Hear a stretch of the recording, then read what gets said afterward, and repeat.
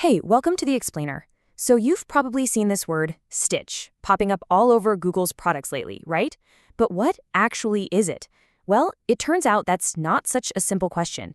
Today, we're going to decode it. So what is Google Stitch? I mean, if you try to look it up, you're going to find a bunch of different answers, and honestly, they're kind of confusing. Is it some kind of AI that just, poof, designs an app for you? Or is it a tool for streaming services to stick ads in your shows? Maybe it's a big data thing for businesses. Or is it just a new feature on your camera? Well, here's the crazy part. The truth is, it's all of them. And none of them. See, Stitch isn't one single product. It's a philosophy. It's Google's big idea for how to automatically bring separate things together to make something new and whole. Okay, so a philosophy sounds a bit abstract, right? Let's make it real. To see what that looks like in practice, we're going to start with our first example, how Google is literally stitching ideas into actual working apps.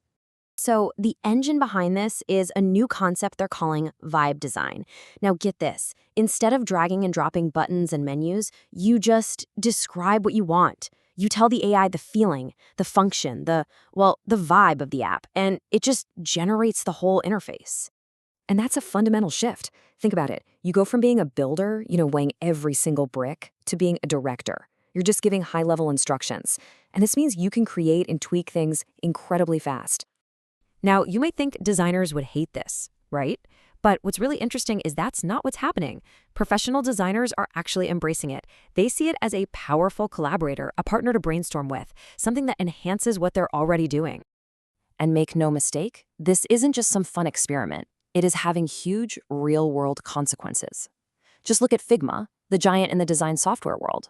Since these AI-native tools like Stitch came on the scene, its valuation has reportedly plummeted by a staggering 80%. That is a massive sign of just how much the market is being disrupted. Okay, so under the hood, Stitch is pretty flexible. It's not one size fits all. You can use a faster, lighter AI model if you're just brainstorming and want to get ideas out quickly. But if you're ready to get serious, you can switch to a more powerful one to generate that high-fidelity, production-ready code for stuff like React, or even export components right back into Figma.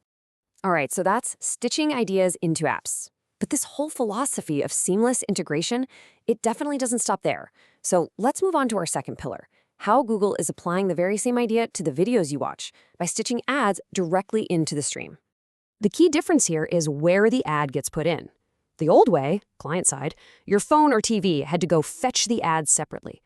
That's why you get that annoying buffering wheel. But with server-side stitching, the ad is woven right into the video before it ever gets to you. The result? It's seamless and, you guessed it, a lot harder to block. Here's a great way to think about it. Imagine you're in an old movie theater. Stitching is like someone literally splicing the commercial right into the movie's film reel. The projector, and in our case your ad blocker, it just can't tell the difference. It's all one continuous stream, giving you that smooth, broadcast TV-style experience. And for live events like sports, this whole thing becomes this incredible, high-speed, automated dance. See, there are invisible markers in the live stream that signal an ad break is coming. The Stitcher API sees that marker, instantly finds a targeted ad, re-encodes it on the fly to match the video quality, and then stitches it right into the stream, all in real time.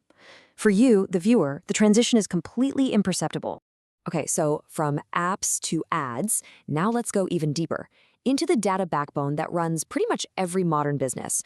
We're going to see how stitching is being used to turn total data chaos into clean, actionable insights.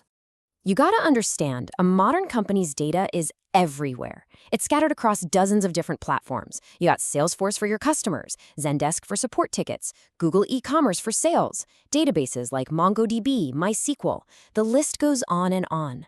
Trying to connect all of this manually is a massive, massive engineering headache. And this is exactly where Stitch data comes in. You can think of it like a universal adapter. It automatically reaches out to all those different sources, pulls the data, and organizes it neatly in one central warehouse like Google BigQuery. And this is cool. It gives data teams a really critical choice in how they stitch that data together. They can upsert, which basically means it always shows you the most current information. That's perfect for something like a live sales dashboard. Or they can append, which keeps a full historical log of every single change that's ever happened. That's absolutely vital if you want to analyze trends over time.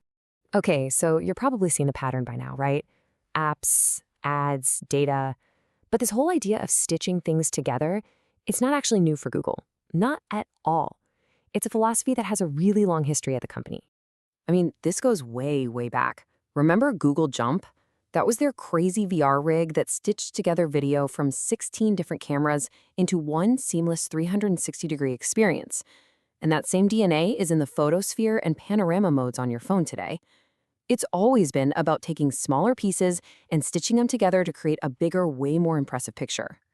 This philosophy is even baked right into how they build their own massive software.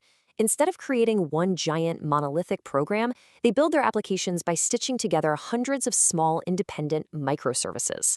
You can think of them like digital Lego bricks that can be easily rearranged, updated, or swapped out without breaking the whole thing. So, okay, why does any of this matter to you? What's the big takeaway? It's that this stitching philosophy is fundamentally about hiding complexity. It automates all the messy, complicated connections that happen behind the scenes. And what that does is it frees up you, the creator, to focus on your actual vision, not on the nitty-gritty engineering. And if we kind of follow this thread to its logical conclusion, well, we get a pretty powerful vision of the future. A future where all these different stitch technologies we've talked about, the app design, the data pipelines, even the monetization, all merge into one single seamless creative process. Maybe just a conversation.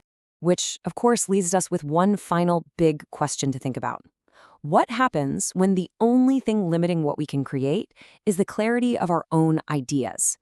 What will we build in a world where technology can instantly stitch together any idea we can clearly describe?